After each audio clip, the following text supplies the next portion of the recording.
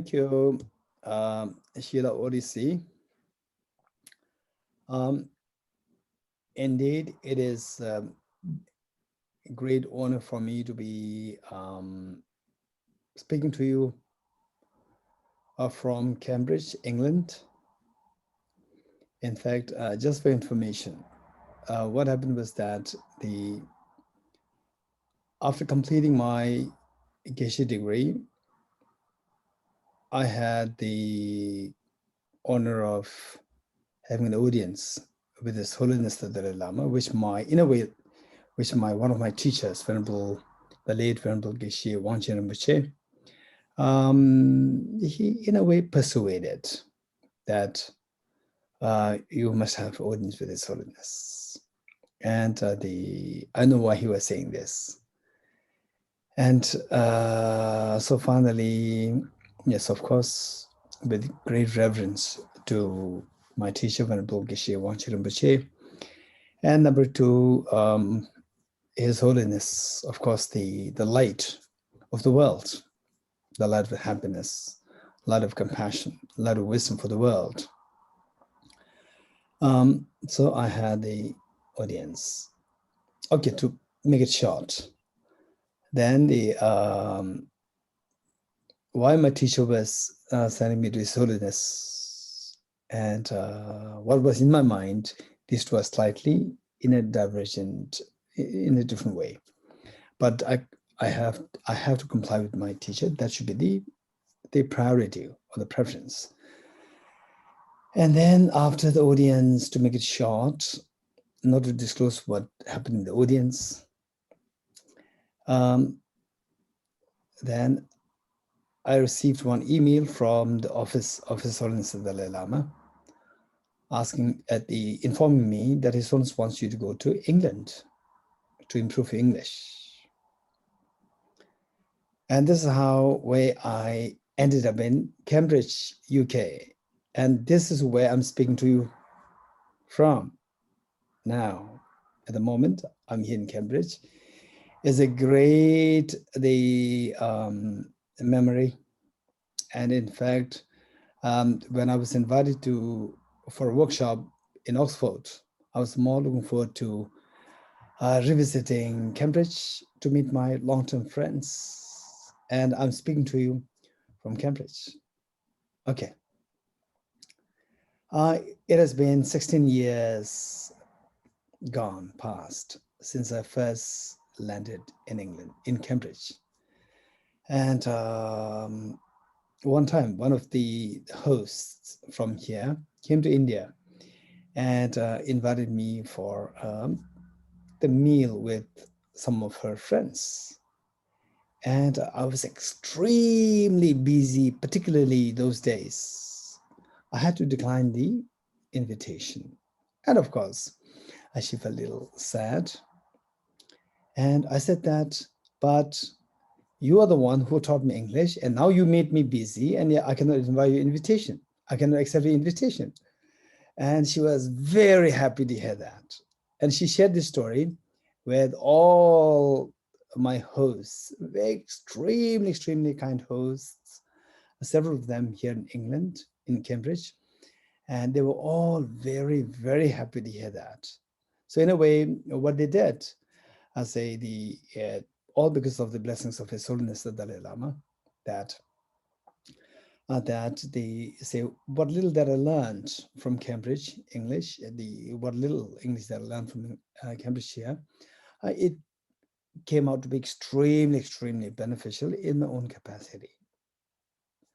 Okay, so this is what it is. And today, the topic is the Four Seals and the Rice Seedling Sutra. And of course, we have only 3 sessions, and we can't expect to complete the whole Rice Seedling Sutra. And of course, this is extremely important sutra for us to revolutionize our thinking.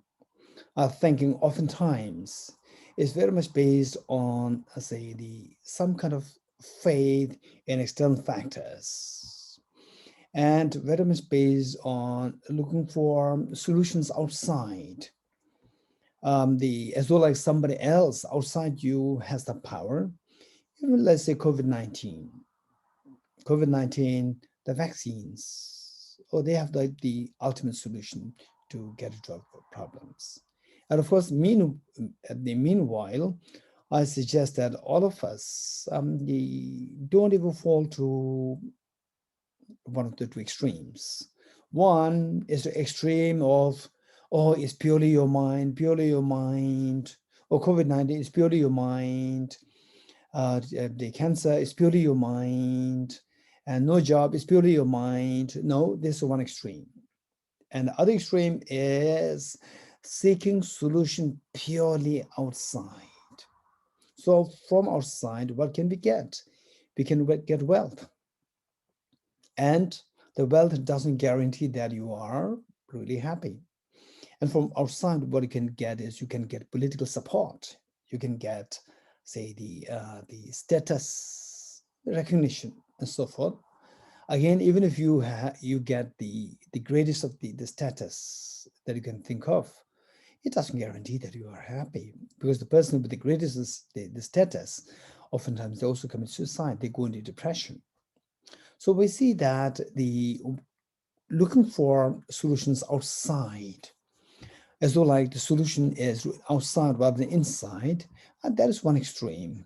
And the other extreme is you're going to Buddhism, you're going to some form of spirituality, and particularly Buddhism, and say that, oh, everything's your mind, everything's your mind. Oh, how come that you have depression? It's just your mind. This is one extreme. So we should make sure that if you really admire the Buddha, number one, it is not necessary that you have to admire Buddha. What is important is that we have to see the reality. We have to know the reality. Once you know the reality, for example, let's say that what's the mechanism of my suffering? What's the mechanism of my happiness? First, explore that.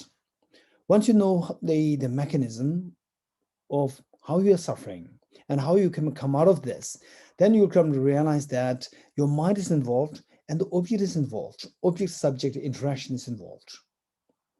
For example, let's say that you are in the deepest of the depression, and suddenly somebody who's so loving, who's ready to listen to you, you meet with such a person, and with it's like the glow on a person's face, so a glow of love and affection, ready to listen to you.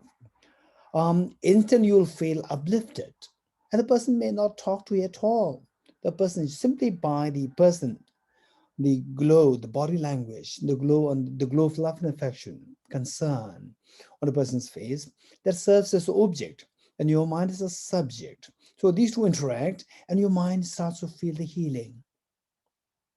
So this is where object plays a very important role in the state of mind. What kind of state of mind you assume or you will have depends on the object, be it external world or the internal world. That is object. And then the basic state of your mind, your thinking pattern. So that is the psychology.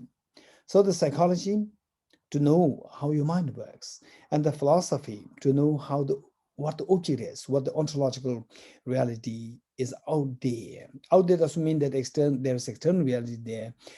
And I'm sure many of you are already exposed to Buddhist philosophy of emptiness. It's not the out there, doesn't mean that absence of out there is the out there.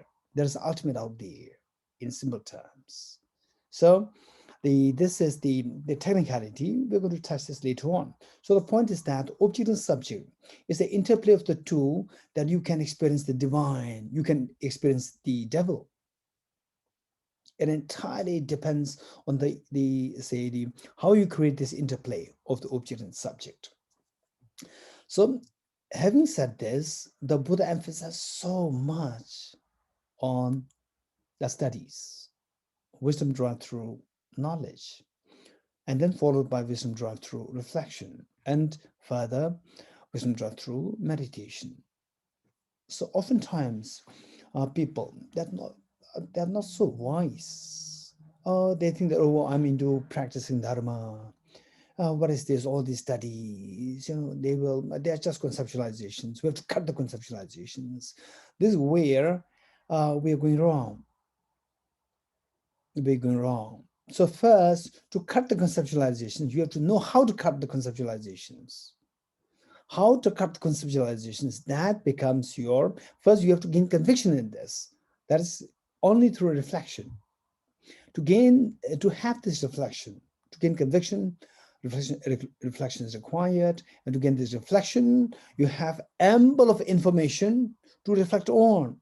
So this information come to you through gathering the information through your studies, and learning.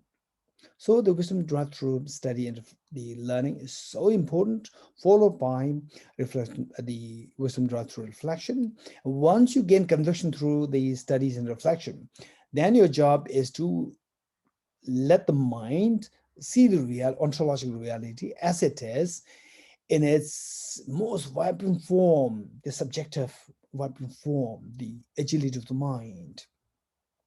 That then becomes the wisdom drawn through meditation. So this is how one can expect to get rid of all the miseries and to embrace the maximum ease that you can think of. So having said this, if you look at the world, some people, when you talk about compassion, when you talk about the philosophy, some people think that these are, very soft subject, and the study means it should be very concrete, like science, mathematics, and the people tend to forget what it means and what is the goal. Forget the difference between the two. I say to know physics, quantum mechanics, this is not the end. To know mathematics, to know the most sophisticated calculus and so forth, the derivatives and so forth, this is not the end. These are the means. End is, what is the end? This question. We have to first know why you are going to physics, why you are going to mathematics, why somebody is going to the aesthetics, why somebody is going to environment, why somebody is going into law and so forth, or administration and so forth. Why? This is something that you have to think of, and let yourself, give yourself some space and time to reflect on why I'm doing all these things. Why? So the obvious thing that we can see is the material, the financial, the situation. Okay, I need some sources for to survive, to sustain myself, for living. But why do we have to live? This next question. Why do we have to live? This is a very important question. And only when you get this answer, why do you have to live? And that that this the potential to reach to that goal or the answer lies within you. When you realize these two things, you become the happiest person. You are the one who will see full of meaning to life, and 24 hours is going to be too less for you. Oftentimes, as we grow older, people tend to feel, to look for time pass, because for them 24 hours is too long. They have nothing to do, they feel so bored, they go for adventure, even the adventure is also very boring. But the if you get answers to these two questions, number one, why are we doing all these things? For example, seeking power, seeking money, seeking companionship, and the insurance and so forth. Why? And they say COVID-19 vaccine, why we are keen to get the vaccine. And some people may not be keen on vaccine. Why we are not keen on vaccine? Why some are keen on vaccine? Ask this question. Why are we doing all these things? Number two, Once you get the answer to this question, why we are doing this? So this aspiration that you have, this aspiration, can that be fully fulfilled? When you get the answer that yes, it can fully be fulfilled, then you will never feel bored of your life. 24 hours is so less for you. In fact, during the the peak of the COVID, one of my friends, and of course, nobody visited Tibet House, and Tibet House, we closed down Tibet House, and myself and some of the staff inside, that's it. And we do all these programs online. And one of my friends who live in Delhi, his family members were telling him, hey, you must go to meet Geshe. He must be feeling bored. All these last like more than 1 year in house, he must be feeling so bored. You must go there to give the company to him. And then he would bring some, the meals, food. And initially he did not tell me these things. He said, oh, Geshe, I brought this food. And then he was given company.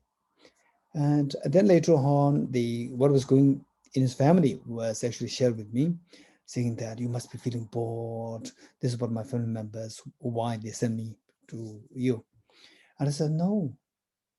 In fact, you come to my place, and if you come not seeking some benefit from me, then I would rather have you not come to my place, because for me, 24 hours too less. I have no time to feel bored. Okay, it's not just confined to me. All of us, if you get answers to these two questions, you will never feel bored, and 24 hours is too less for you. Okay. So the first question. The first question is what are we seeking with all these endeavors, with all these efforts? What are we seeking? This question. So I would I'll share with you what the Buddha taught. So in fact, I'll be very happy to introduce this book. In fact, you can download this for free. This is published by Tibet House.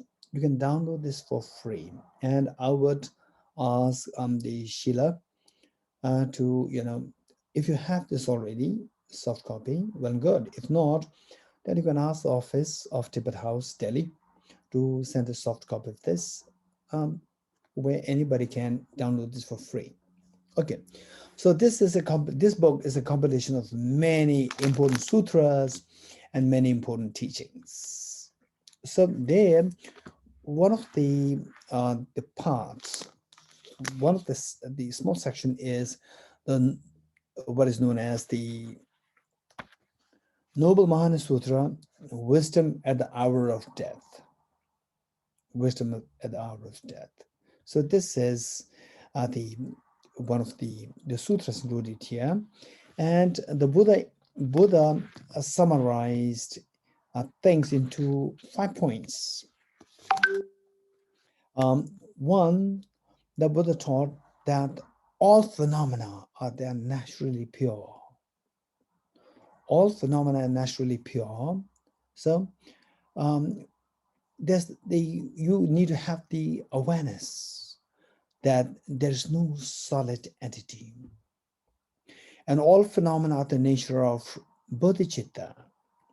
Therefore, we need to cultivate the awareness of great compassion.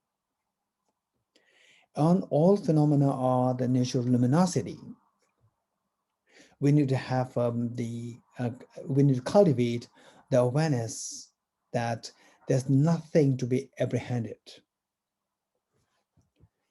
And then the Buddha taught that all entities, all composite things are the nature of impermanence.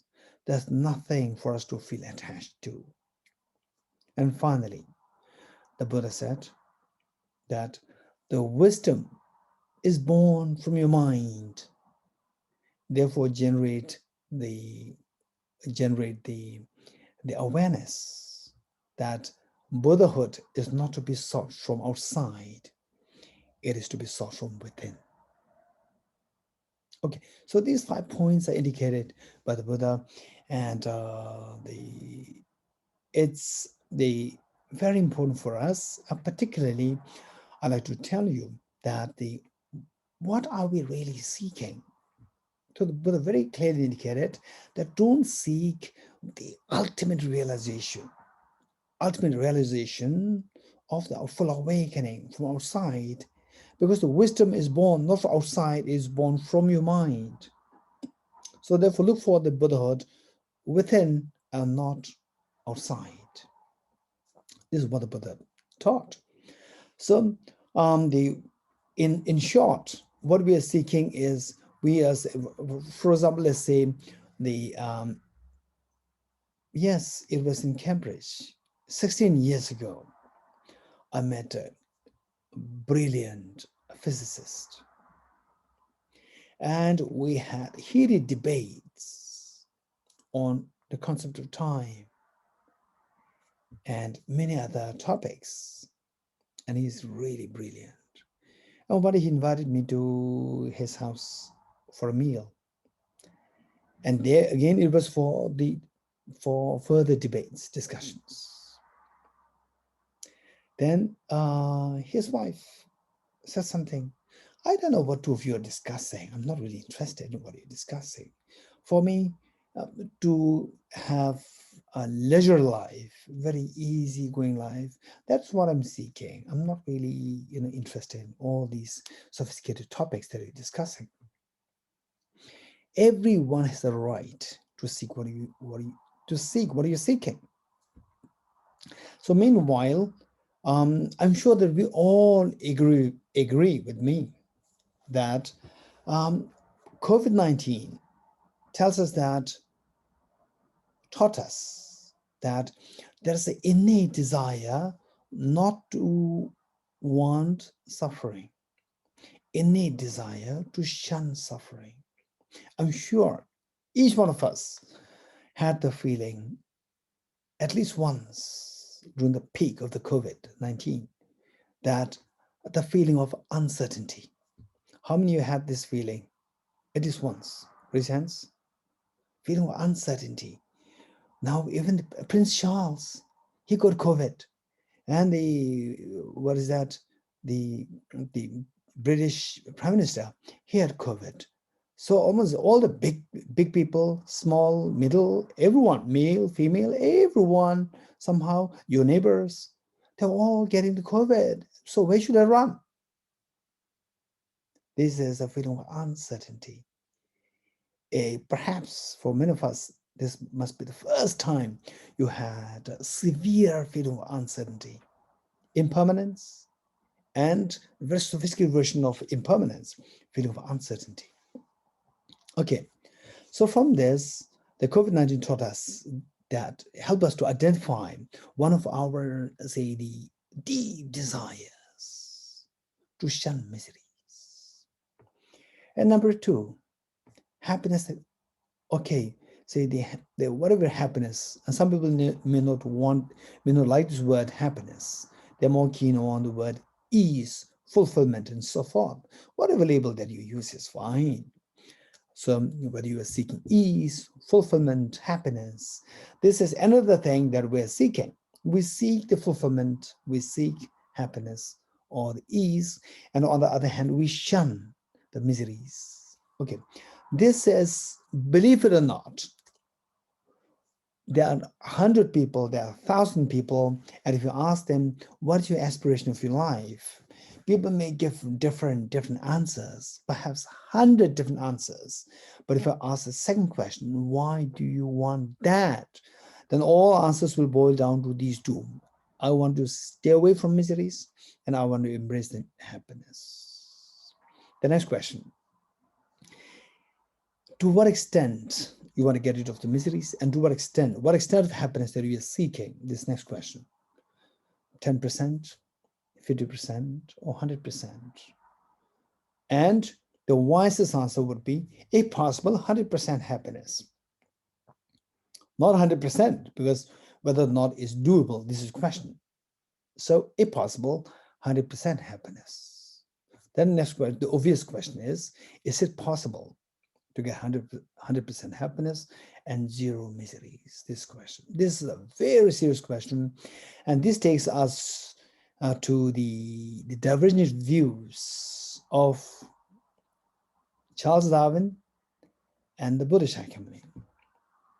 Charles Darwin, what he said is no.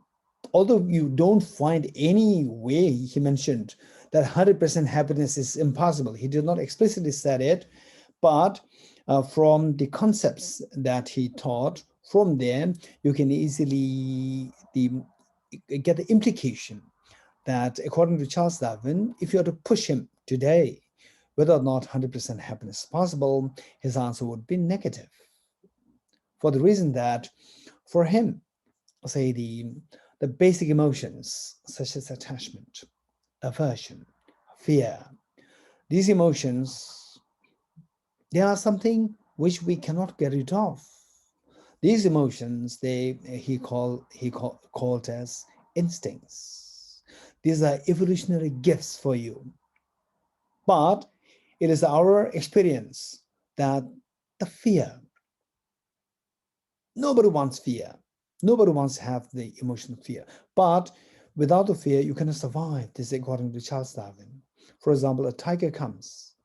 And if you have no fear, you will not run away. If you don't run, the tiger will simply pounce on you and then you're finished. So there's a survival threat. It's for this reason that your evolutionary, human evolution, they gave you the facility of the fear. You feel the fear, and this fear makes you to run, and that saves your life. And with fear, you are not happy. And this fear is instinct in you. Therefore, you cannot be 100% freed of fear, 100% fear of anger. Nobody will say that, oh, today I'm so excited, I'm looking forward to me becoming angry. Nobody says this. Nobody's excited, looking forward to the experiencing anger today. Everybody, if possible, I would have a peaceful mind. This is what everybody's seeking. But when you are in the grip of the anger, you get a false courage, false strength. And it simply destroys you, destroys the people who love you, and it makes the people who do not like you happy. Because you are suffering. You make your people who love you suffer. So your enemies become so happy to see that you are suffering. So your anger is extremely, in a way, stupid. And you fall prey to the anger, which is stupid. So therefore you become unwise. Because you suffer, your family members suffer. And yet, according to Charles Darwin, this anger is also one of the instincts. You cannot get rid of this. When I think 2008, when I was in America, as the Sheila said in the introduction, Professor Paul Ekman, I was working with this Professor Paul Ekman for about 5 days on a book which is the collaboration between His Holiness the Dalai Lama and Professor Paul Ekman, Emotional Awareness. And I was working this book to see that His Holiness, I was actually sent by the Office of His Holiness to see that His Holiness's words are well reflected. They are not distorted. So I was there for 5 days. And one evening, he called the colleagues, friends, to be with me. And then he asked me to introduce a little bit about myself and what I do. So I talked about the Buddhist teachings, how to manage your emotions, and particularly how to get rid of the destructive emotions. And one of the psychologists raised a hand and said that, but how can you imagine getting rid of all these basic instincts, the emotions, attachment, anger, fear, and so forth? These are evolutionary, say, the developments. These are evolutionary gifts and instincts. We cannot get rid of these.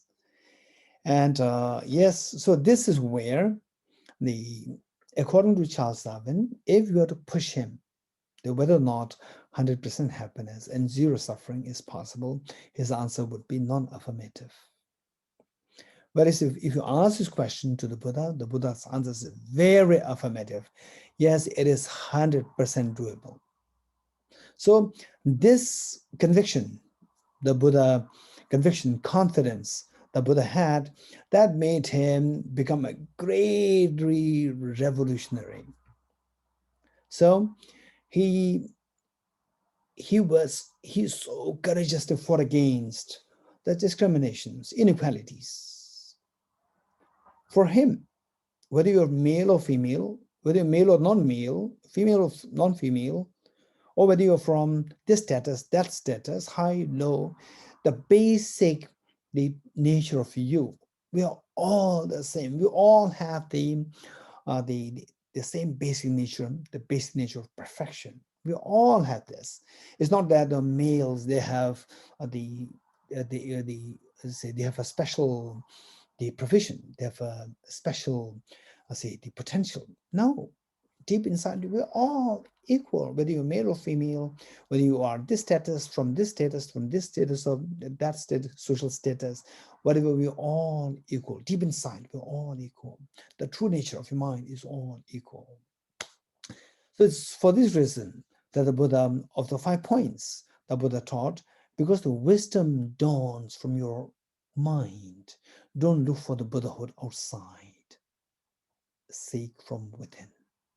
Okay, so this awakening of your full potential, that constitutes what is known as the infinite happiness and total fearlessness. If you are quick in your reflection, you will agree with me that we all seek total fearlessness. This is one goal, one of the 2 goals, and infinite happiness or infinite fulfillment, infinite ease. These are 2 things that we're seeking. And don't just follow blindly what I'm sharing with you. Don't say, oh, he said it, and what he said might be true because he was cited in the Buddha. No, this should not be your approach. Your approach must be that, okay, these are the information that you got from him, which he cited the Buddha, and now I got information. My job is to subject these to analysis, to see to what extent these hold true. This should be our approach, and this should be job. So in the same place here, not here, in Cambridge, in England, 16 years ago, the same physicist, he was so audacious to say that in this world, only physics is education. In this world, only physics is education. I asked him, why? What makes you think that only physics is education? And he said that only physics allows you to have a critical thinking. All others are imitation of your earlier teachers. This is what he said. And I said, okay, hold on then. Just listen what the Buddha has to say. Then I quoted the Buddha. The Buddha said, the bhikshus and the wise men and women, just as the goldsmith tests the purity of the gold by cutting, rubbing, and burning the gold, you should also examine my words and put them to practice, not simply because you respect me. And he remained silent for a few seconds. And he said, oh, the Buddha must have been a great physicist. Okay, so what I'm saying is that this should be the approach to analyze. Don't take things on the basis of blind faith. But it is your freedom. Nobody can force you not to follow blindly or to follow rationally. It is your freedom. But if you follow blindly, the danger is that you will never find the ground. So when you hit the ground, then at times you may see discrepancy between what you believe in and what the ground reality is. Because of this, some people, they would have just a drastic shift in the belief system. Say, for example, some people who believe in Buddha, some people who believe in Jesus Christ or God, and then when they're confronted with life challenges, where is God? Where is Buddha? And they saw the ground reality that in this life I didn't do anything bad. So why the Buddha punished me? Why the God punished me? Why? What's the reason? It doesn't make any sense. They may not exist. And then you go to the other side, totally becoming totally the atheist, agnostics, or non-believer in a teacher, in a Buddha, and not ready to even listen to the wisdoms, listen to the rationality, ontological reality, not at all ready to listen to these things. Okay, this is very unfortunate. Therefore, if you right from the beginning, if you follow system to rational thinking, there's no harm in listening to any discourse. Listen, you don't have to accept them, you don't have to reject them. Take them and gather information, and this information will be useful. Some information may not be at all relevant.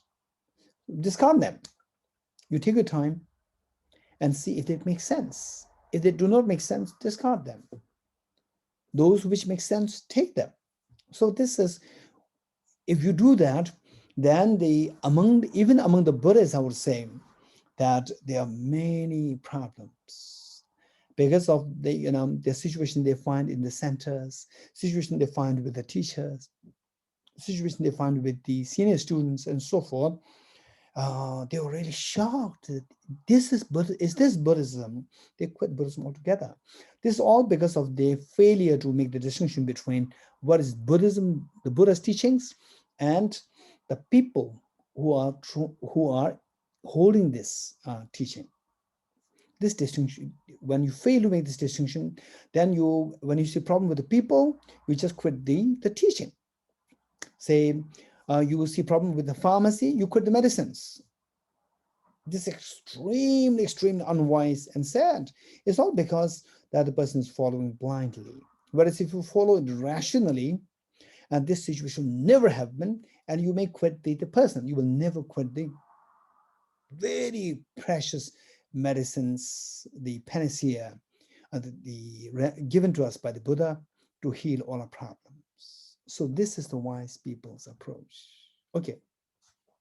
So the question remains whether or not we can attain a state, these two aspirations fulfilled in the complete form, the total fearlessness and infinite happiness. And technically speaking, the fearlessness, this is what, if I ask you, who seeks this fearlessness, the Buddhists or non-Buddhists, males or non-males, or the Asians or non-Asians, you will say that everybody, the Hindus, Muslims, Christians, Jains, Baha'is, the Parsis, Buddhists, and or non-believers, you will say everybody seeks the fearlessness. So this is what we call as fearlessness. In technical terms, it is known as Nirvana. Technically speaking, it is Nirvana. In the secular sense, it is fearlessness, total fearlessness, zero fear. And then what we seek is infinite happiness. Who seeks that? Infinite fulfillment, infinite ease, infinite happiness. Who seeks that? Males or the non-males, females or non-females, or the Buddhists or non-Buddhists, believers or non-believers, or Asians or non-Asians. Everybody seeking this. Again, in secular terms, everybody seeking this, and in technical terms, we call it Buddhahood. Buddhahood does not mean Buddhism. It simply means awaken, state of awakening. State of awakening where all what you see as disruptive, all what you see as disruption, these are, you see them as a play of your own mind. You wake up and all those which disrupted you in your dream, they all fall apart. They all dissolve. And you feel, your mind feels the infinite, the ease. This is known as the infinite happiness. In technical terms, in the Buddhist context, it is known as the Buddhahood, and in secular context, it is known as infinite happiness. So this is what we're all seeking.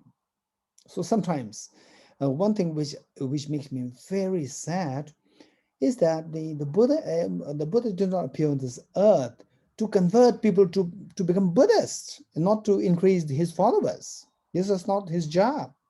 He came on this earth meant to get rid of your fears, meant to increase your happiness.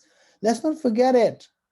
So because of this, what makes me a little sad is that when people who do not really get the full picture of the Buddhist teachings, and when they talk about psychology, when they talk about the concept of emptiness, what they say is that, oh, from the Buddhist point of view, why do you have to qualify that with the Buddhist point of view? This is reality. Say, from Buddhist point of view, if you eat food, then your hunger will dissolve. Hunger will be gone rid of. No, why should you qualify that with Buddhist point of view? It's a reality. Whether you're Buddhist or not, it doesn't matter. You eat food and your hunger will dissolve. Your hunger will be gone right off. Whether you believe it or not, it doesn't matter. You know quantum mechanics, and you see some degree of the emptiness of objectivity. When you realize this, your destructive emotions will calm down, even though you don't believe in Buddha. This is reality. The Buddha did not come to say that you have to believe in me. No. As long as you gain conviction in the emptiness, concept of emptiness, to experience the total fearlessness, as long as you experience what is known as the infinite compassion, bodhicitta, for you to feel infinite, the happiness, that is the final aspiration of the Buddha, not to increase the number of his followers. So just to make sure that the happiness in the world is increasing, that the fears in the world is diminishing. This is what for the Buddha appeared on this earth. Likewise, Jesus Christ appeared on this earth not to increase his number of the followers, but to mitigate the intensity and the power of the suffering, and to expand the cycle of happiness for others. This is what for Jesus Christ came on this earth. Okay. Likewise, Mahavir, all these great teachers, they came for that purpose, not to increase the number of his or her followers. Let's not forget it. So having said this, the Buddha, out of these 5 points in the sutra, in this particular sutra, the Buddha indicated that the total fearlessness and the infinite happiness, these 2 goals, the seed of these 2 goals are within you. Don't look for these 2 goals from outside, is within you. And how do we know that? How do we know that what the Buddha said is correct? This next question. So for this, I would highly recommend you, all of us, to study Arya Nagarjuna's text, which is on Dharma Dhatu Stava, in praise of the Dharma Dhatu, ultimate expanse, in praise of Dharma Dhatu. Of course, this is a little technical text, but we have to study that to gain conviction in the efficacy of the potential within each one of us. We all have this potential to experience infinite happiness and the total fearlessness. So this potential is referred to as the Buddha nature. Okay. Then say that if we have this potential, why don't we see this next question? The potential for infinite happiness, potential for total fearlessness. If these 2 potentials are within us, why don't we see this potential within me? I don't see that. When somebody's unkind towards me, instantly my peace of mind is disrupted. I don't say infinite happiness, total fearlessness. So how do you know that it is there? This is a question. So from this, what we can say is that just imagine the gold mixed with the soil, mixed with the mud. Although the nature of the gold is to glow, but when mixed with the mud, you don't see it glowing. it's like a mud in the eyes of ordinary people. This is just the mud, dirt to be removed, to be dumped. But the goldsmiths, they will say that no, there's a gold there. And no, I don't see anything glowing there. Never mind. So what it does is that he will remove the dirt, he will remove the mud. As he removes the mud more and more, then the gold inside will start to glow more and more. Then you realize that there is the gold there. And Arya Nagarjuna gave a beautiful example. He said that the let's say there's the light at the bulb glowing, yet covered in a pitcher.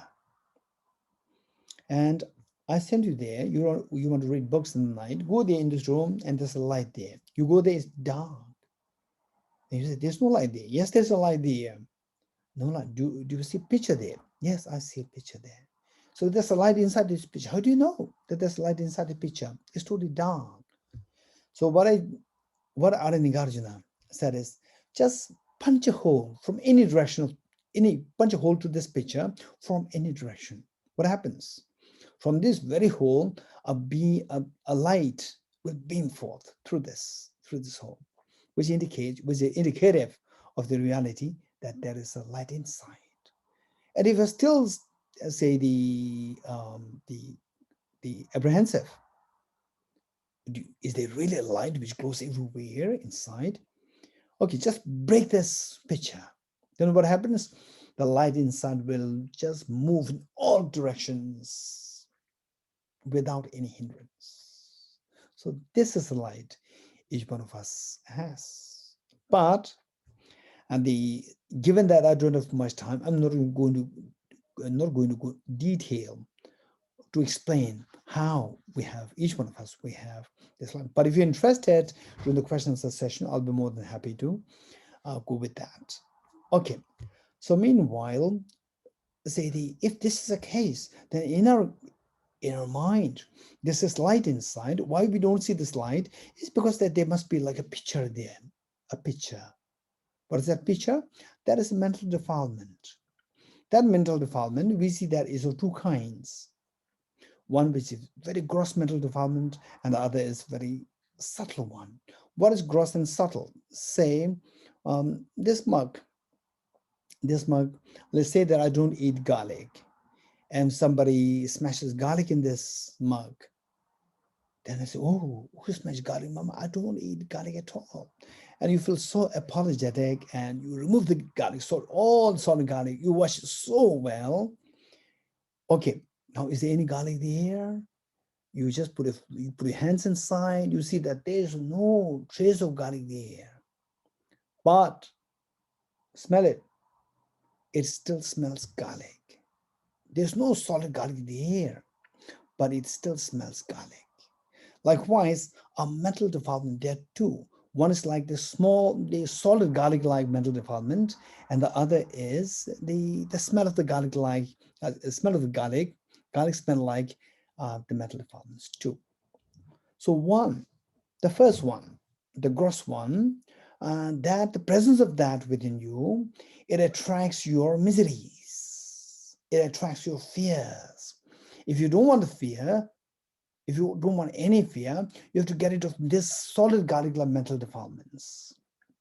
So the solid garlic-like mental defilements is technically referred to as the afflictive obscurations, which obscure this beautiful nature within you, nature of the fearlessness. That's known as the afflictive obscurations. And there's a subtle one. The garlic smell like the mental defilements. So that what it does to you is that it stops you from experiencing the infinite happiness. So if you're able to remove the mental defilements referred to as the afflictive obscurations, and the smell of the garlic-like mental defilements, which is referred to as the cognitive obscurations. If you remove the two, then the mind will assume its true nature, fullest of the true nature, complete true nature, which No external factors can disrupt it. So therefore you have no fear. Fear entails some external factors affecting you. Something is happening to you. So that is already gone rid of and you feel totally fearless. And that your mind is so expansive that it spreads everywhere. Nothing really hinders it, including the subtle stains. So that makes your mind feel the ultimate ease, like you are being freed from the prison. This is known as ultimate ease, infinite happiness. The first one of the, say, where the solid garlic mental deformity is removed, you attain what is known as the fearlessness. And this fearlessness in technical sense is known as nirvana. And somebody who attains nirvana is known as arhat. You become arhat. In English term, it is referred to, translated as four destroyers, or just simply put, as arhat. In Tibetan, Dajumba. Whereas you remove these subtle stains, remove them. Include alongside the gross, you remove the subtle stains, you experience what is known as the infinite happiness, infinite fulfillment. Technically, it is known as buddhahood.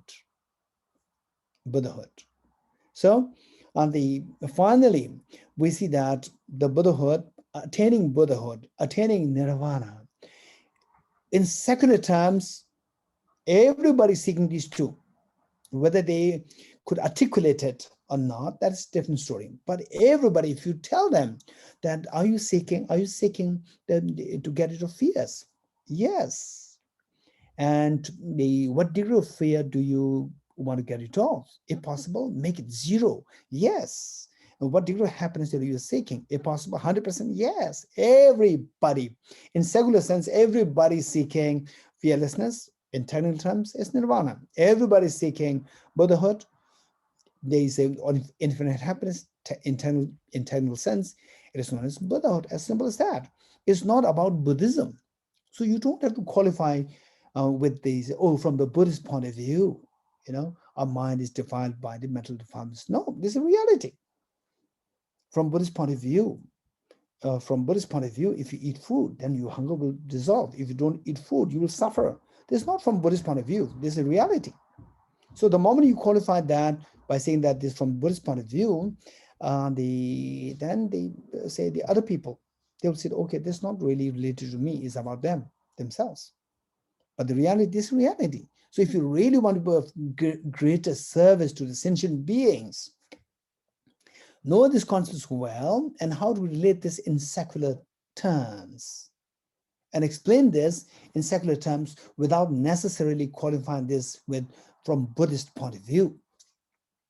Okay, this is so important. So then the next part is if it is the case that we have this potential, and then we have say 2 aspirations are there, the 2 potentials are there, and the 2 obscurations are there. How to get rid of these 2 obscurations? This question. So, for that matter, say how obscurations, they obscure you from your desired goals. This is what we have to know. So for that, we have to know how the mind works. So, what I would say is that the Buddha Shakyamuni very clearly indicated what is known as the 4 seals. The 4 seals, indicated 4 seals. The 4 seals, what are these? They're just 4 wisdoms. The 4 pieces of knowledge. 4 wisdoms. What do you mean by wisdom? Wisdom is the discerning mind whose apprehension of the reality tallies with the reality. Let me repeat it. What is wisdom? Wisdom is a discerning mind whose apprehension of the object tallies with the reality. Okay, so these wisdoms, the wisdoms which the Buddha taught us, help us to remove the mental defilements, yes. Which means that what obstructs the mental defilements should be the counter force of the wisdom. Yes. When there's when you introduce the light and the problem dissolves, what problem dissolves? Darkness dissolves. So darkness is a counterforce of the light. Likewise, with the introduction to wisdom, when your mental defilements are gone, so when mental defilements must take the form, must be of the nature of ignorance, like the darkness, ignorance. Okay, so the from these the four wisdoms rendered by the Buddha as the teaching of the four seals, from there we can deduce the four levels, four kinds of ignorance. In other words, the combining the four seals with what Arinigarjuna taught in Mula Madhyamika Karika, the fundamental wisdom of the middle way, where Arinigarjuna taught ceasing of karmas and afflictions is nirvana. Karmas and afflictions arise from conceptualization of inappropriate attention, which in turn arises from the elaboration of the self-grasping ignorance. And this elaboration ceases through the wisdom of emptiness. Let me repeat it. Ceasing of karmas and afflictions is nirvana, is freedom, total freedom, no fears. Karmas and afflictions arise from the conceptualization of inappropriate attention, which in turn arises from the elaboration of self-grasping ignorance. And this elaboration ceases through the wisdom of emptiness. Okay, so when you look at this, what Arinigarjuna taught, and how when we try to relate this to what the Buddha taught of the four seals, we see that these two greatly complement each other. In other words, what Arinigarjuna taught is like a commentary to what the Buddha taught as the four seals. So to understand what Arinigarjuna taught, this is so important. This will tell us how our mind works, to attract the unnecessary problems and to deliberately get rid of your happiness. So where we're going wrong, this all will very clearly be seen from what Arinigarjuna identified as the 5 points. The first, it says, ceasing of karmas and afflictions is nirvana. What's the opposite of nirvana? Samsara, or suffering. The first, suffering, which is the fear. We have the fear that I may suffer, I may have missed the miseries. So the fear, opposite of nirvana is point number 1, suffering or fear. And this fear, Arinigarjuna identified that ceasing of karmas and afflictions is nirvana. So opposite of nirvana is the fear, suffering. That is because of the contaminated karmas. So point number 2 is contaminated karmas. Immediate cause of the suffering is the contaminated karmas. And what is karma? What is karma? Oftentimes, many people have very naive understanding of karma. Oh, karma is so like there's some external agent out there which determines your happiness and suffering. No, that's not the point. Karma is what we do. What do we do? For example, let's say your mom, who's been so loving and caring to you, and instead of expressing gratitude, simply because what you think and what your mom thinks, these two clash, you simply shout at your mother. So this shouting, the fact that you shout, this is the action.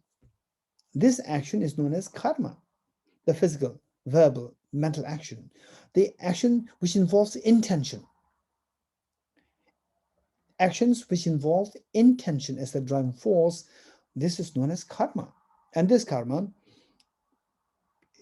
you are doing today, you did yesterday, you did last life, the last year, the pre-COVID, and you did it in the past lives. So all these are your karmas. And the next question is, what makes me engaged in these particular karmas, particular actions? Okay, let's see that. See that.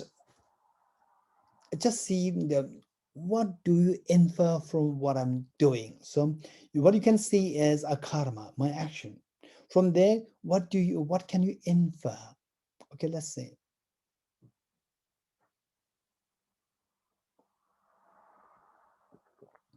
What you see is just an action that I do. My right hand grabbing at the mug and then bring it close to my mouth and drink it. This is what you see doing. This is just the action. From this, you could infer, okay, what must be going in his mind? If I ask you, what must be going in my mind when I was doing that? You will say that, oh, you must be thirsty. You just feel like drinking water. Feel like drinking water. This is a mental phenomena. It's not visible, but you could infer that from this action. So this action was driven. What made your hand to go to grab at the mug? This action. What made you to move your hand there? There's something, an agent there. This agent makes you to move. Whereas if you don't like the water, even if somebody forces you to grab at it, you will not hold it. You will pull back your hands. So this is, there's say a cause there, which something which is not visible, but you can infer, which is known as a mental phenomena. Mental phenomena in the form of, say, driving these actions. That is driving these actions, and particularly say the destructive actions. We can easily say that, oh, he's very angry, right? I shouted at somebody, oh, today he's very angry, and you expect me, shouting at you, and instead my voice, my body language is so gentle. Wow, Geshe is extremely kind. You can infer from the physical language, you can body language, or the verb, the physical, verbal, mental actions. So there is something which drives the person to behave in this particular three actions. So that is known as the affliction. That's an affliction, and particularly, okay, this is the important part. We will, if you are interested, we can discuss more in detail. For example, say particularly okay, so let me keep it simple here. So what drove me to engage in these actions of stealing, killing, and all these things? There's something inside me. That is known as the affliction, which drove me to engage in this physical, verbal, and mental actions, afflictions. So number 3 is affliction. And what made these afflictions to arise in you? So that is because of the number 4, which is the conceptualization of the inappropriate attention. What is meant by inappropriate attention? Inappropriate attention is where you fail to see the characteristics of the objects as in relative terms. You see the characteristics of the objects as absolute. For example, wow, this mug is so good. The weather in Cambridge is so beautiful. Okay, in Delhi, the weather is 30, okay, lucky that it's 37, 38, not 46 degrees centigrade. But coming to Cambridge, we see that, okay, temperature drops in Delhi like 37, but the humidity is so much. You just move a little, physically you move a little bit, instantly you start sweating. Whereas here in Cambridge, the temperature is so moderate, and you move around, the humidity is not there. It's so peaceful. Okay, there's no humidity there. So, oh, it's perfect. It's perfect. Perfect weather. The point is that it's all relative. Even the lack of humidity is also relative. Even what we call as the moderate temperature is also relative. So things exist. The characteristics of the objects exist only in relative terms. There's no absolute I say the things, the characteristics of the objects existing as absolute reality. No. When I see things in the characteristics in absolute terms, this is when we go wrong. Then your mind is so good, your mind will your mind will be glued with the object. It's so bad, your mind is pushed by the object. So glued with the object is known as attachment, affliction of attachment. And pushed by the object is known as aversion. And so where you see the object as, okay, yeah, this is it's not so good, it's not so bad, neutral. But you continue to see this in absolute terms as neutral, your ignorance continues.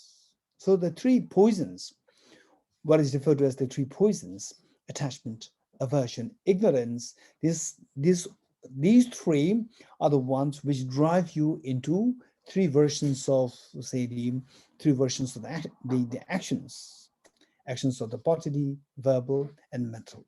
So what drives your mind into these actions are known as the afflictions. And afflictions, broadly speaking, are of three families: attachment, aversion, and ignorance. And these afflictions are driven by seeing the characteristics as absolute. So seeing characteristics of the objects as absolute is referred to as the inappropriate attention. Inappropriate attention of the characteristics, seeing the characteristics as absolute rather than in relative terms. And what makes me have this, seeing the characteristics, what makes me to see the characteristics of the objects as absolute? Because seeing the object per se as absolute, seeing the object per se as objective real. So that is the ignorance. It says this conceptualization of the inappropriate attention in turn arises from the ignorance. So this ignorance, elaboration of this self-grasping ignorance. So this ignorance is seeing the object per se as truly real, object per se as objectively real. Okay, how to get rid of this? If this is the root, how to get rid of this? And some of you may say, okay, you keep inquiring what is the root of this, what is the root of this, and what is the root of this? Self-grasping ignorance. Today, the self-grasping ignorance that we have is because of yesterday's. Yesterday's self-grasping ignorance is responsible for today's self-grasping ignorance. Of the 2022 is because of the 2021's ignorance of this life, of former life's ignorance. So this is how we can track. And if you go like this, you can go ad infinitum. There's no one point to say that this is the beginning of all the problems. There's no beginning, but in terms of the root, we can identify the root. And the root, in turn, can have the ignorance as the root. In terms of nature, it is this self-grasping ignorance. And we know that, and also what makes us think that the self-grasping ignorance, to see things as objective real, as the root of all the problems, is that when you get rid of this, all the problems dissolve on their own. For example, like a poisonous tree, there are thousands of poison leaves growing there, and the wind's blowing through these leaves and hitting your body. Your body gets the skin rashes. And what will you do? Knowing that it's coming from the leaves, poison leaves, some of you may remove the leaves. It's not so wise. Remove the leaves. In a few weeks' time, again, more leaves will grow. And chopping from the top, in a few months' time, many more leaves and branches will grow. The wise people will uproot the tree, poisonous tree. Uproot the tree, and however millions of poisonous leaves they're growing on the tree, they're all dry on their own. So this is what we can experientially feel when we get rid of the self-grasping ignorance. All our problems will dissolve. From this we can see that self-grasping ignorance, this is the root of our problems. Okay, so the knowing this, the example we must I'll give you some examples to see, to get some sense of what are in the This is so precious. This will make a life very meaningful. To see that, to observe your mind, to see where we're going wrong, and to see how to fix this. So usually the example that I give is like, let's say that you're all in Tibet House, Delhi, for this teaching organized by Shantideva Buddhist Center, FPMT, New York. And Sheila introduced me to all of you, and the class is happening. Let's say it's happening where? In your dream. Let's say that in your dream you all came to Tibet House in Delhi. And what I do is that I just raise my mobile. What is this? You're dreaming. Because this you're dreaming, this is not a real mobile, this is a dream mobile. And then you looked at it very closely, you said, oh, this is a brand new iPhone 13 Pro. Wow. Geshe is not so keen on these gadgets. He just needs something which would to communicate with somebody else. So I have my old mobile. Oh, Geshe, so may I exchange my mobile with yours? And then your friend or somebody who sits next to you says, no, I already made the request to Geshe before he entered this hall, right? And then two of you have competition. Two of you start to fight, end up into fist fight. With a fist fight, then the police comes, takes you to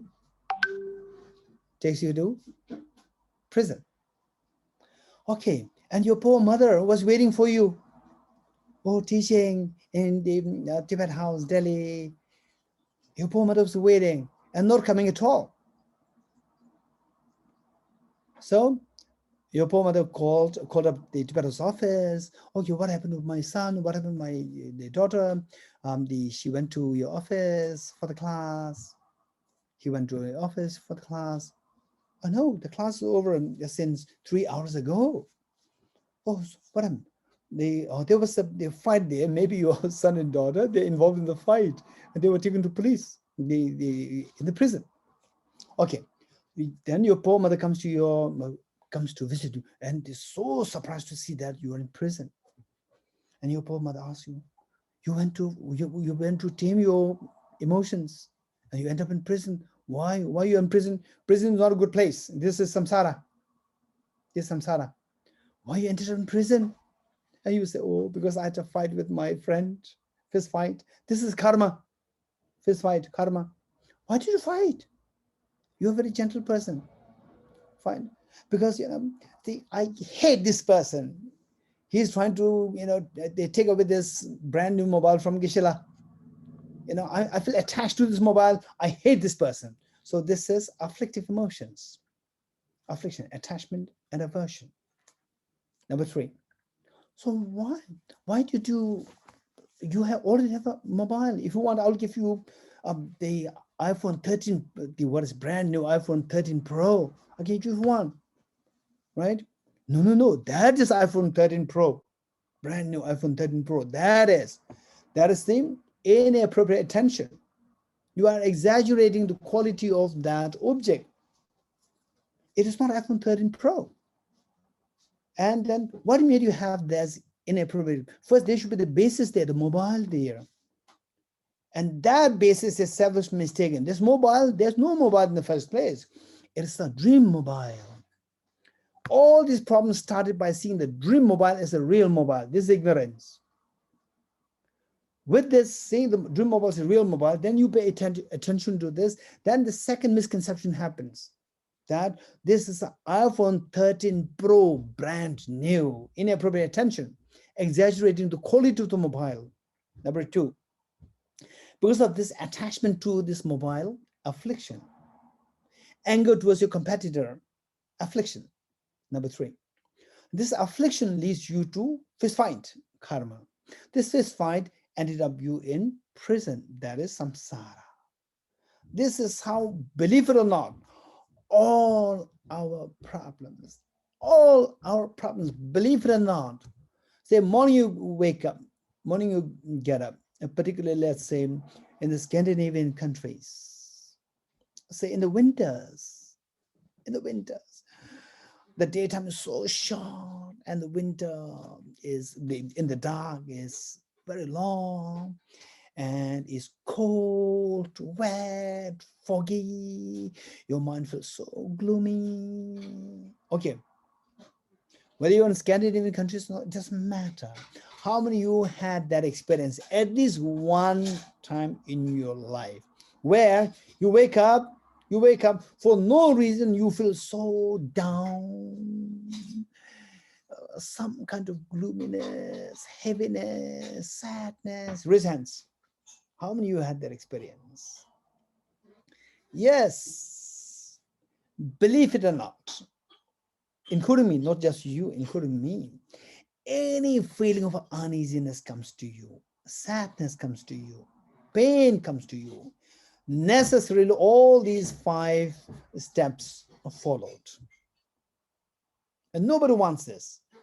Even if a neighbor disturbs you, say you go into the street and somebody honks, you cannot bear somebody honking. That's agitation. Even there, all these 5 steps followed. All these 5 steps follow. And whether somebody honks or not, it doesn't matter. You see if this agitation can be brought to an end. And if you are fully, this person honking should stop honking. If this is the solution that you're looking for, you will never have a lasting happiness. Because somewhere or the other, external problems are bound to be there. The Buddha appeared 2,500 years ago. Even he did not succeed to get rid of all the external factors. Even after him, COVID-19 came, Jesus Christ came. Even he did not succeed. Mahavir came, Ram came, Prophet Muhammad came, Baha'u'llah came, Zoroaster came, Guru Nanak came, and Freud came, Socrates came, and Mother Teresa came, Mahatma Gandhi came. All these great enlightened beings came, but nobody succeeded in getting rid of COVID-19. This is reality. But there is a possibility that our problems can be brought to an end. This is reality. So if that is the case, then how can we are looking for, say, the fearlessness, which means there should be no fear from today onwards, if this is possible. But on the one hand, we talk about fearlessness. On the other hand, we say somebody honks, right? Somebody honks when you're in the street, somebody honks, then you're so agitated, you just bang your feet and shout at the person. This was, so in India, it's very common. People just honk and it doesn't irritate you because it's so common.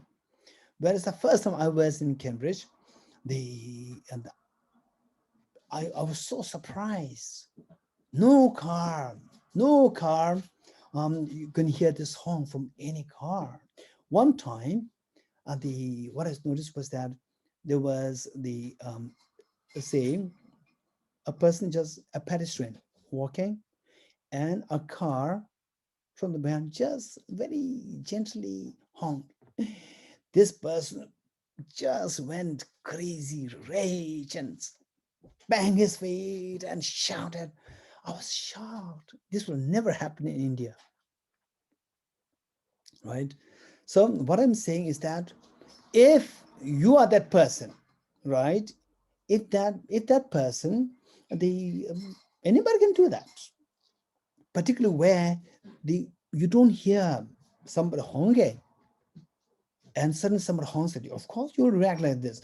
But if you are somebody studying this, the 4 seals of the Buddha's teachings, and the Rice Seedling Sutra, studying this, And when it actually happened to you, and if you even don't take steps to observe your mind, how the mind reacts, if you don't observe this, and then what we study is pointless.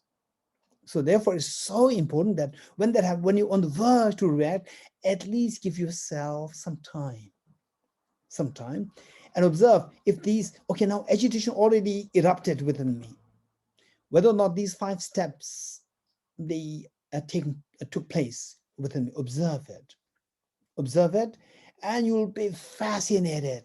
You'll be fascinated that yes, all these 5 steps, without missing any step, all these 5 steps effectively took place in you, giving rise to this agitation. So how to get rid of this? Can you stop the external factor? Somebody honking? No, you cannot. At the most, you can take this person to, they sue this person to the court, right? But next person again honk.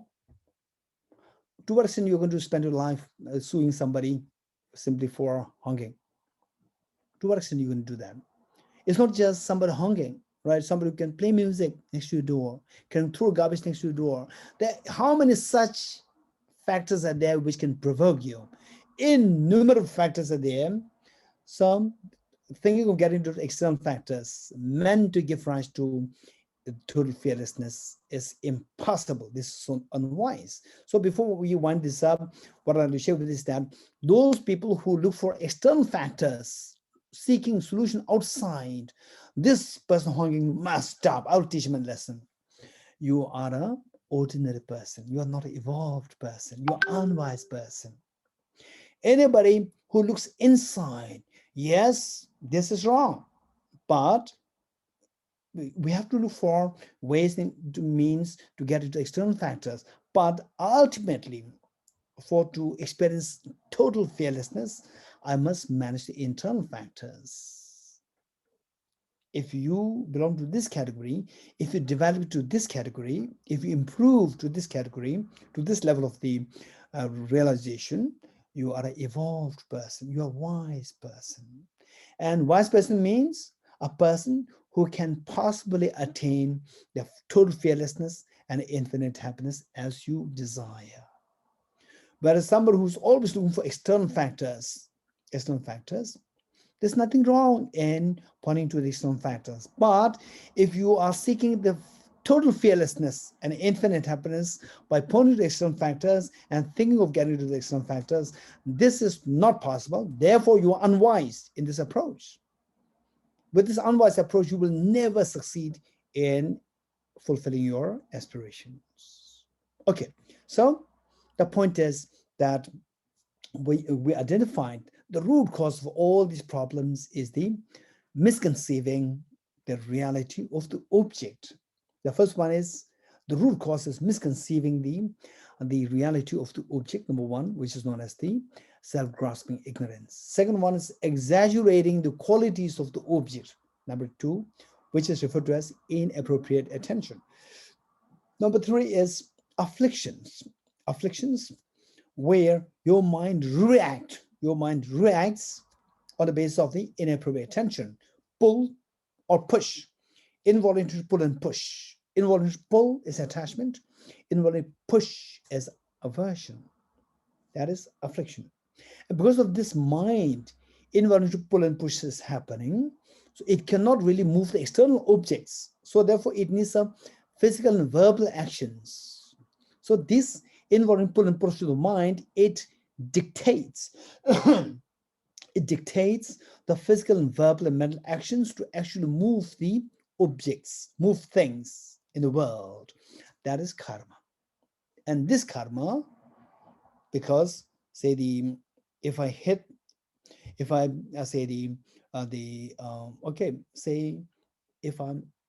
give a punch to somebody, and the person will also punch back, and you suffer.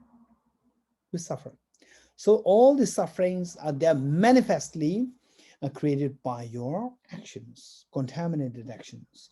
And these actions are driven by the afflictions. And the afflictions are driven by the inappropriate attention.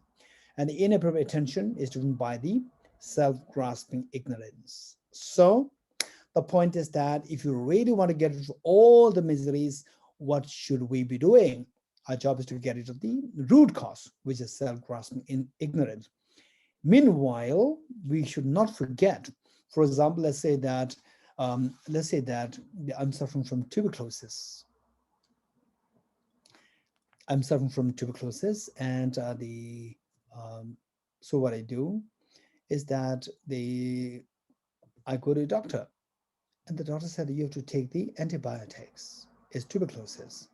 What antibiotics? Isoniazid, rifampicin, ethambutol. These are the things that, okay. So I start taking this without, taking the proper food, and no proper sleep, hanging around. Then even these antibiotics do not help. So while you take the antibiotics, other things are also to be taken care of, like your food, your, the habits, what you do, what not to do. All these must not be missed. While the main, the panacea or the medicine is to take the antibiotics. Likewise, the main thing that we should be doing is to cultivate this wisdom, to get rid of this self-grasping ignorance. Meanwhile, to feel the effectiveness of this wisdom, we should think of how to get rid of these, the karmas, contaminated karmas. For example, 10 non-virtuous actions, how to stay away from these as much as possible. If you don't pay heed to get rid of these 10 non-virtuous actions, then impossible to see emptiness. Because to see the clarity of the water, the rough wave must stop.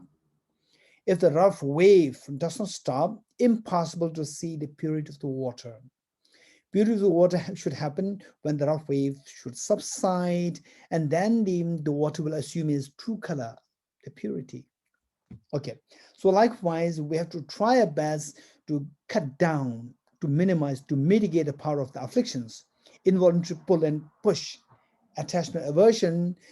Try to see how to mitigate that power. Although by forcing yourself, by looking for other ways, until you have the wisdom of emptiness, you cannot get rid of the afflictions altogether. But we have to minimize them. Then the next is inappropriate attention. Always try to see things to mitigate the power of the inappropriate attention. Try to see things in relative terms. Only then your work to see the emptiness, to cultivate this wisdom, will become very effective. Okay, so the wisdom, what kind of wisdoms? So we see the Buddha taught the 4 layers of wisdom, which are incorporated in what is known as the 4 seals of the Buddha's teachings. All composite things are impermanent. The ignorance views things as composite things as permanent, while the Buddha taught that composite things are impermanent.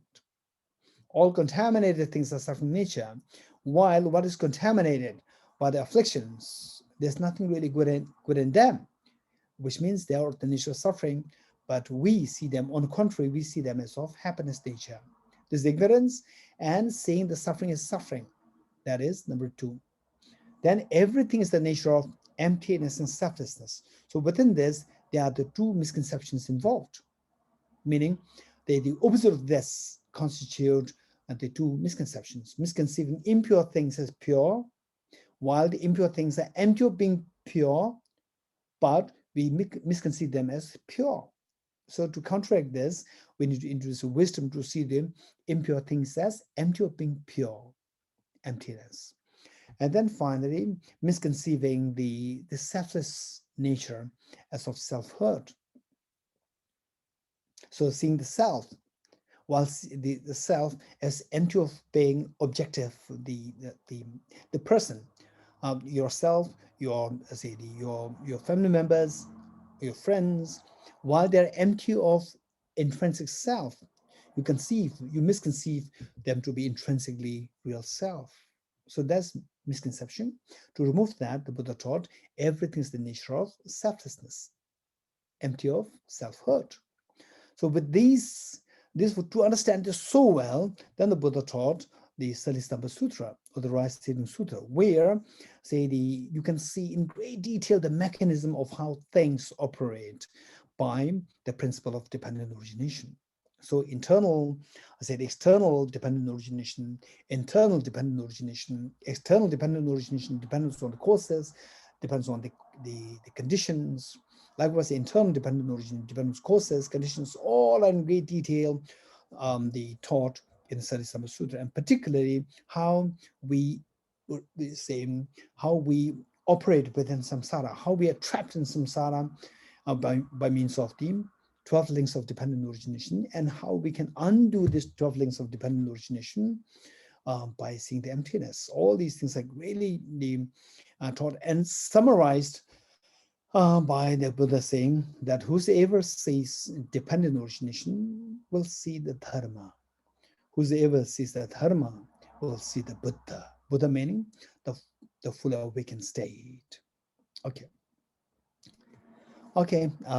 If we have some time, then the Sheila, we will invite 1 or 2 questions. If not, yes. Okay, Sheila.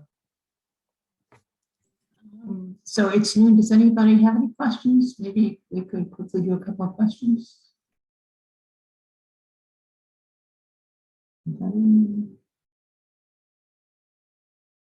Sinead, would you like to ask a question? Thank you, Geshe-la. Geshe-la, I wonder if you could share with us an example of inappropriate attention. You were saying the sort of antidote to that is to see things in relative terms. I was wondering if you could just give us an example, like with your iPhone, like how not to see your iPhone as a way that you want to have that iPhone. Geshe-la, you're muted. This inappropriate attention.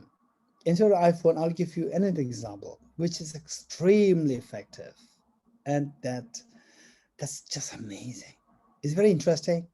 And also, this is how we suffer without knowing this reality. Once there was a couple, the father, mother, and 4 children, 4 little children. And these 4 little children, they are very mischievous, very chaotic, noisy. And the father was so frustrated, annoyed. He just craved to have a peace of mind, and he could not find it. So he was looking for, some wise people known as the saint or a teacher. And it so happened that there was somebody as a hermitage in the mountains. He went there. Oh, sir, please give me peace of mind. And he said, what's the problem? Oh, in my house, I don't get peace of mind. Please give me peace of mind. And he was actually thinking of, oh, he must be a saint. He can do some miracles, do some puja, and then my mind will feel peace. And this teacher said, are you sure you want peace? He said, yes, sir. And in which case, you are ready to do anything which I will suggest you to do. He said, sir, yes, anything. He thought that some miracle will happen. And he said that, okay, go buy a goat and keep that as your pet. Oh, it must be some miracle. So with great excitement, he went to buy a goat and kept that as a pet. Then the next day, the 4 children, they were so happy with the goat. They beat the goat. The goat was blaring and toppings, made things so messy. The father was extremely disturbed, and he was so unhappy. He went to the guru, said, no, this is not what I'm asking. I'm asking for peace. And the guru said, what did I do? I did not do anything. He said, you asked me to keep a goat as a pet. I did it, and now my mind is really going crazy. This is not what I'm saying. Please give me peace. And the guru said, are you sure? You are ready to do whatever I asked you to do? He said, yes. And then he said, okay, now you do one thing. Go and buy a chicken as your pet. Keep it as a pet. Go buy chicken and keep it as pet. Oh, this time maybe this is a miracle. So he went there by chicken and kept, the chicken was flying here, there, throwing droppings everywhere. It has become even more noisy, dirty, messy. He was really becoming crazy. Then he said, okay, now this guru will not help me. Now I will teach a lesson to this guru. He went to the guru. He did not ask for help. He said that you are the one who created more of the problem to me. Guru said, I did not do anything. I didn't do anything. I'm just here in my hermitage. That's it. He said, no, you are making me crazy. So now I have no peace of mind at all, worse than what happened before. He said that, what do you want? I want peace of mind. Okay, so you do one thing. You let go of the chicken. He went down, removed the chicken, and he was extreme. He could feel that now the chicken, there's nobody throwing, there's flying here, there, with the droppings here and there. Things, he started to see things are so clean. Even the children, they're not as mischievous as with the chicken. They're also a little, calmer. Wow, finally I'm getting peace. Thank you so much. He went to the guru to thank him. Thank you so much.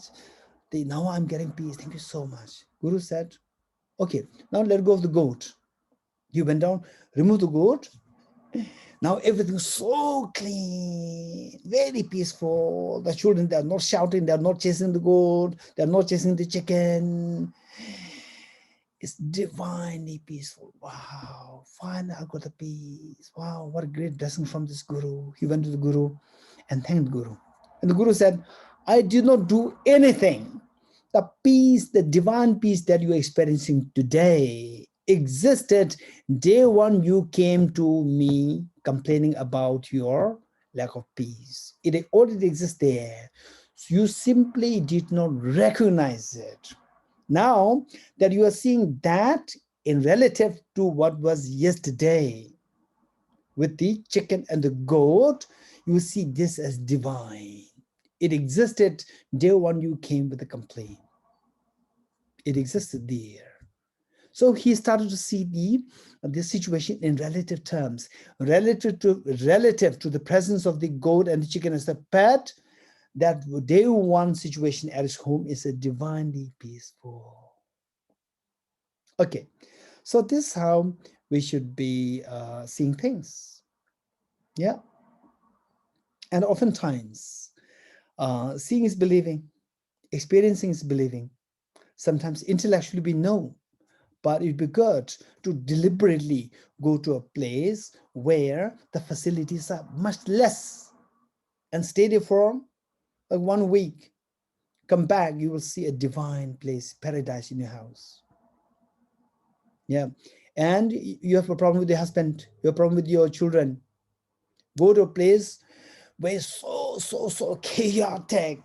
The moment you wake up, there's a fight happening with the husband and wife, fight happening with the children and the parents. You come home, the family members, they are divine beings.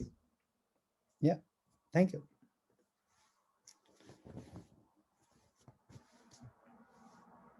And particularly your mother is a divine being. Thank you, Geshe. Do we have time for one more question? We're a little over time already. One more? Okay. Yes. Shmal, is that correct? Hello, Geshe. I have a question. If every happiness is relative, then what is Nirvana? Okay. That's a good point. What is Nirvana if everything's relative? Let's say that, again, I'm going to make it easily understandable. I'll give you one example. Let's say that you see, we go to Mount Kailash, and let's say that, the Sheila take us to a place and said that this is Mount Kailash. And there are two groups, Group A and Group B. Group A puts on the goggle, which is Japan made, extremely clean and pure, and the other is just so from a very bad factory, bad company, and very murky. And you see something in the air, and oh, this Mount Kailash. And Guru A says that, wow, it's spick and span clean, so pure. And Guru B says, no, it's so dirty, right? And this is supposed to be a very holy place, but so dirty. Let's start a Mount Kailash Clean project, right? Group B. Group B said, no need to start the project, right? Okay, so group A, what it sees as a very clean Mount Kailash. Group B, what it sees a very dirty Mount Kailash. Are these two groups looking at the same object or two different objects? They are looking at the same object. But group A sees very clean, group B sees a very dirty, the dirty Mount Kailash. If you are looking at the same object, how is it that the two groups see two different things? Because what you see depends on the goggles. The goggles through which you look at the object. If it's clean, you see the object is clean. If it's is unclean, you see it's unclean. Okay, so the same object which you look at through your clean lens of the mind, you see so clean, that is Nirvana. The same object seen through a dirty lens, that is samsara. It's for this reason that the great masters like Aranyagārjuna, in the texts, they mention that Nirvana, samsara, these two are the one and the same thing. It's just simply how you look at it. Okay, so with this, what is that? There's no, in the first place, there's no mountain there. It's just a 3D movie. 3D movie there, you see there's Mount Kailash. And one sees very clean, one sees very dirty. So who's that person who can see the reality, who knows that this is 3D movie? This is not the Mount Kailash. So Acharya Chandrakirti said that the people who see things as intrinsically real, but not negative, they will accumulate virtues. They will accumulate contaminated virtues and have experience of happiness in samsara. People who see things as negative, they suffer in samsara. People who see that both are not true, they are liberated from samsara. So group A, who sees, oh, Mount Kailash is very clean. Group B, who sees the, oh, Mount Kailash is very dirty. So group A, who sees Mount Kailash is very clean, they're happy within the misconception of seeing the 3D movie as a real Mount Kailash. Very happy in samsara. And those who see Mount Kailash is very dirty, their mind is agitated. That is suffering in samsara. So those who know that this is not Mount Kailash, this is just a 3D movie, it is Mount Kailash empty of true existence of the air, these people liberated from samsara altogether. So that is Nirvana, the real Nirvana. Thank you.